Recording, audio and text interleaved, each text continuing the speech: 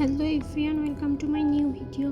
আজকে তোমাদের সাথে শেয়ার করব কীভাবে ফ্লু হলে ফ্লু থেকে কিভাবে সুস্থ করবে, কী করে তোমাদের আদরের ক্যাটটাকে ভালো রাখবে, কী করে সুস্থ করবে, কী কী করলে তারা সুস্থ হবে, কী কী করলে সুস্থ হবে না, কী কী খাওয়াবে, কী কী ওদের সাথে করা যাবে না, এবং আরও অনেক কিছু। যাই হোক, এই যে তোমরা তো আমাদের এই ছোট্ট ক্যাটটাকে অবশ্যই দেখেছো সকলে। অনেকদিন আগে আনছিলাম, আমাদের বাসায় আরও একটা ক্যাট আছে, যদিও ওর জন্য আনছিলাম। যাই হোক, ওই আমাদের এর পিকেমের অনেক আগেই হলো ক্যাট ফ্লু হয়েছিল। সেটা হলো পিকেমের এরকম ছোট্ট বয়সে 1 থেকে 1.5 মাস বয়সের সময়। তো আমি যেগুলো করছিলাম সেগুলো অরবিটের বেলায়ও করছি, বাট অরবিট বাঁচে নাই। কিন্তু কপাল করে আমাদের পিকিম বেঁচে গেছে, কারণ অরবিটের বয়স অনেক ছোট। অরবিট আসলে অনেক ছোট, বয়স একদম কম, 1 মাসটা সব। পিকিম একটু বড় হয়েছিল, তখন 1.5 মাস প্লাস ছিল, 2 মাসের কম। তো আমি ওদের পিকিমে প্রথমে দেখছি, আগেও যেহেতু আমাদের ক্যাট ছিল, তো জানি যে ফ্লু হলে কী কী হয়। যেমন একদম হলুদ বমি হয়, না হলে সাদা ধ্বজা থাকে। যখন ফ্লুটা একদম তীব্র মাত্রায় হয়, তখন বমিতে কৃমি ওঠে। তারপরে আপনাদের একদম বাবুদের ক্যাটদের হাগু একদমই পাতলা হয় আমাশা মতো, আর বাথরুমে খুবই দুর্গন্ধ। প্রথম দিকে ক্যাট যখন ফ্লু মূলত 15-16 দিন আগে ওদের ভাইরাস থেকে 15-16 দিন পরে ওদের ওরা একদম ভেঙে যায়। তো প্রথম দিক থেকে ওদের বোঝা যায় ওদের ফ্লু হয়েছে নাকি। তো আমার এই পিকিমের বিষয়েও, এই অরবিটের বিষয়েও দেখছি সেম। আগে যেসব বিড়াল ছিল তাদের বিষয়েও দেখছি সেম। একটাই কি, ওদের প্রথম থেকেই ঠান্ডার ভিতর শুয়ে থাকতে ভালো লাগে, সে শীত হোক আর গরম হোক। তারপরে ঘুমায়, ঘুম হয় ওদের, একদমই ঘুম থাকে। খাওয়া দাওয়া করলেও ঘুমায় প্রচুর। ঘুম যে খারাপ জিনিস তা না, কিন্তু ভালোও না, অতিরিক্ত কোনো কিছুই তো ভালো না।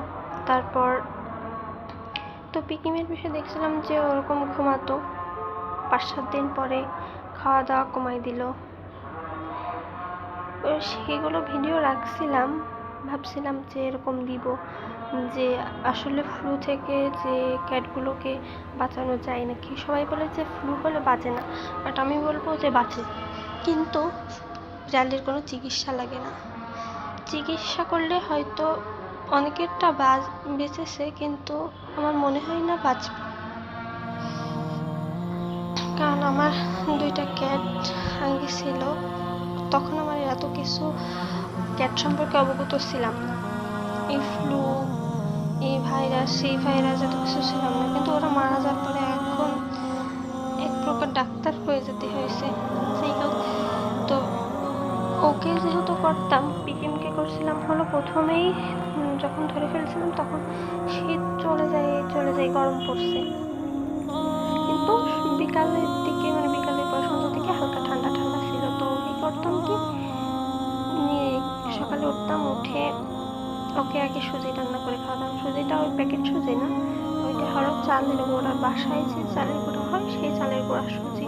একটুখানি পানি দিয়ে, তারা ভিডিওটা দেখলে বুঝতে পারবেন, একটুখানি পানি দিয়ে হালকা একবার বলক ওঠার পরেই নামাই নিয়ে ওইটা একদমই পাতলা করে খাওয়াতাম।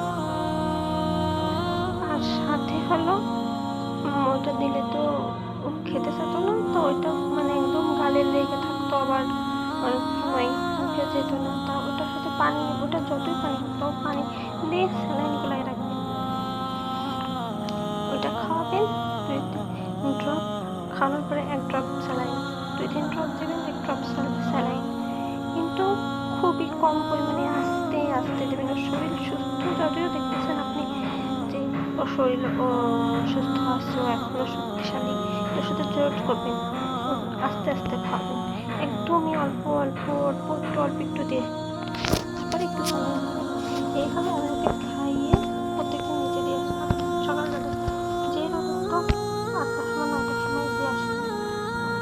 আর 2 ঘন্টা পরে যেতাম, 2-3 চামচ আবার এরকম খেয়ে স্যালাইন বসতাম। এতে কি হতো, বিড়ালের ডাক্তার লাগে না, বিড়াল নিজেই নিজের রোগ ঠিক করতে পারে।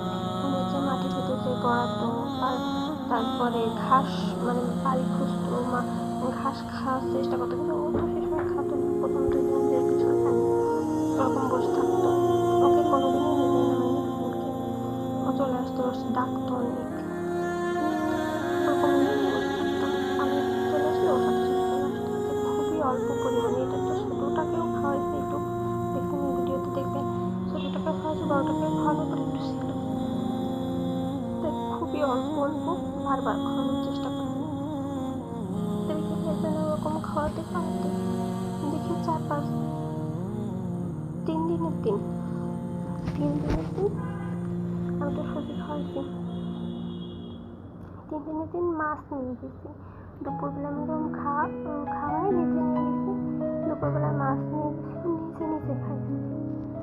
আমার ওই মুহূর্তে সবচেয়ে খুশির দিন সময় ওইটা ছিল, যে না ও নিজে খেতে পারছে। তারপরে ওইভাবে 2 দিন পরে অসুস্থ হয়ে গেছে। ওই কিন্তু ভ্যাকসিনও করানো ছিল না, 1.5 মাস বয়সে, ঠান্ডার সময়, এবং 5টার আগে ওকে নিয়ে আসতাম যে ওর ঠান্ডা লাগবে, এনে তারপরে রাখতাম। কি হতো, ওর রোদ লাগতো, ও মাটির ভিতর থাকতে পারতো, ঠান্ডা লাগতো না, পানিতে ঘরে থাকলে পানি যেত না, বারবার পানি খাওয়া পিপাসা লাগতো, পানি দিতাম না। আপনারা আরেকটা কাজ করবেন, ওরা ফ্লু হলে কখনো ওদের গোসল করাবেন না, কখনো। তারপরে ওদের পানি খেতে দেবেন না, ঠান্ডা পানি, নর্মাল পানিও না, গরমকালে হলেও উষ্ণ গরম করে দেবেন, না হলে পানিতে যদি যথেষ্ট গরম হয় তাহলে তো প্রয়োজন বোধ করে না। এভাবে করবেন। আমাদের ছোটোটাকেও আমি এরকম করছিলাম, কিন্তু আসলে অনেক ছোট আর হলো মিক্সড ব্রিড। আমার কাছে মনে হয় পার্সিয়ান জাতীয় বিড়ালটা একটু শৌখিন হয়, ওদের খুবই সফট হয়, ওকে একটু অন্যভাবে নেওয়া উচিত ছিল আমার। আসলে ওকে এত জলদি আনা ঠিক হয় নাই, ও একদমই ছোট, তো ওকে ওরকম খাওয়াইছি। এমনকি ও তো পরে সুজিও খেতে পারতো না ছোটটার, এটার অনেক বাজে অবস্থা হয়েছিল। কিন্তু সুস্থ হয়েছে, কিন্তু এটাকে সুস্থ করতে পারি। একে ছাগলের দুধ এনে খাওয়াইছি, প্রথম দিন ছাগলের দুধ খাওয়াইছি, বাসা থেকে তো এভাবে খাইছি। যখন ঈদের সময় বাড়ি নিয়ে গেলাম, আমি গ্রামের বাড়িতেও মারা গেছি, বাড়ি নিয়ে গেলাম, তখন হলো অসুস্থ হয়েছে বেশি। তখন আপনারা জানেন যে ওদের বাথরুম খুবই খারাপ হয়, তো আপনারা করবেন, ওষুধ থেকে আপনারা যদি একটা অন্য কিছু দিতে পারেন, যেমন থানকুনির পাতার রস বা একটু আদার রস, গ্যাস যাতে কমে, এরকম টাইপের। তারপরে আপনাদের এমিস্টেড ওষুধ দিবেন, কারণ এটা বমি করে তো, তখন এই জন্য এটা দিলে ভালো হয়। এমিস্টেড দিলে এই একটা মাত্র ওষুধ খাওয়াইছি আমি ছোটোটাকে। প্রথম দিকে ওষুধ খাওয়াইছিলাম, কিন্তু ওষুধে যখন কাজ হয়নি, তারপর আমি লাস্টের দিকে ওষুধ খাওয়াই। যেহেতু আমি পিকনিকে ওষুধ খাওয়াইনি, তখন আমার এটাতেও খাওয়ানোর প্রয়োজন মনে করিনি। তো এরকম খাওয়ানোর পরে ও একদমই বাজে অবস্থা হয়ে গেছে। যাই হোক, ওর বেলায় আরও অনেক কষ্ট করছে, ছোটোটার বেলায় কিন্তু বাঁচাতে পারিনি। কিন্তু আপনারা অবশ্যই ওদের গোসল করাবেন না, পানির ভিতর যেতে দেবেন না, তারপর একটু পরপর বারবার খাওয়াবেন। যদিও সবাই বলে যে ফ্লু হলে খাওয়াবেন না, কিন্তু আমি বলবো অবশ্যই খাওয়াবেন, খাওয়ালে ওদের শরীর ভেঙে যায় না, ওরা একটু পরপর বমি করে, যেহেতু ওদের খাওয়ানো উচিত। আমাদের ছোটোটা এত বাজে অবস্থা হয়েছিল।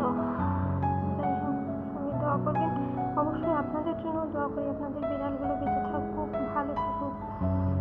আপনারা অবশ্যই খাওয়াবেন, পানির কাছে যেতে দেবেন না, এবং ঠান্ডা লাগতে দেবেন না, এবং পরিষ্কার পরিচ্ছন্ন রাখার চেষ্টা করবেন, ভালো জায়গায়, গরম জায়গায়।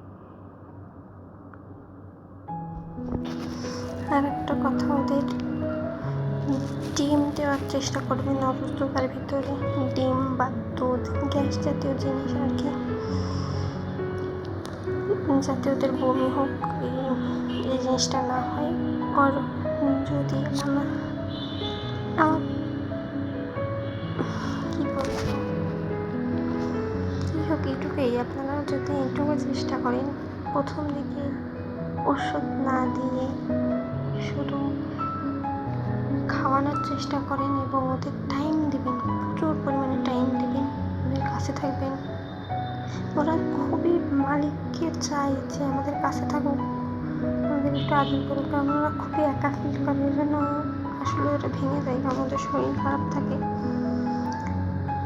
আমাদের পিকিমের প্রথম দিকে স্বাস্থ্য একদমই ভালো ছিল না, তবুও কি জানি আল্লাহর রহমতেও অনেক সুস্থ হয়ে গেছে, ভালো আছে এখন পর্যন্ত। তো ভেঙে পড়া যাবে না। বিড়াল যে অসুস্থ হয়েছে বা আপনি ওকে ওষুধ দিচ্ছেন না, এটা নিয়ে ভাবা যাবে না। আপনি স্যালাইন দেবেন, স্যালাইন ফ্লুর কিন্তু সেভাবে ওষুধ নেই, বডিটাকে ভালো রাখার জন্য, সতেজ রাখার জন্য, পারফেক্ট মানে ফুল যেন ভেঙে না পড়ে এই টাইপের ওষুধ দিই না, সব কিছু তো স্যালাইন ওষুধ বা ইঞ্জেকশন সবই এই টাইপের। ওকে শুধু বমির ওষুধ দিবেন, আর যদি দিতে পারেন স্যালাইন। এই বাদে আপনার গ্যাসের ওষুধও ইমিস্টেট, যেহেতু ইমিস্টেট খাওয়ালে গ্যাস বা বমি টাইপের হয়, সমস্যা হয় না। গ্যাসের ওষুধ বা আপনি যে টাইপের বমি বন্ধ করার ওষুধ, আর হলো আপনি স্যালাইন দেবেন যাতে হয়। আর বাথরুমের ওষুধ এর ভিতর কাজ করে না কখনোই, 2-1 দিন পরে একদমই ভালো হয়ে যায়।